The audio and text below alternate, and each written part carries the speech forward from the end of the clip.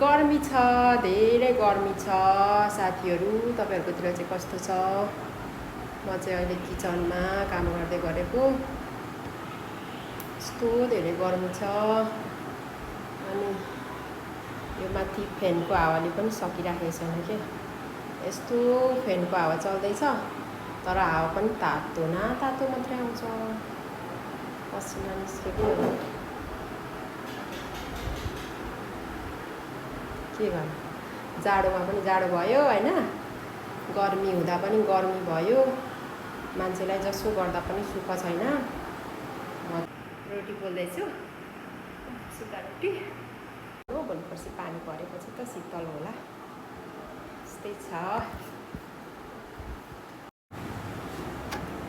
गर्मी छ, धेरै गर्मी छ साथीहरू। तपाईहरुकोतिर चाहिँ कस्तो छ? म चाहिँ अहिले किचनमा काम गर्दै गरेको।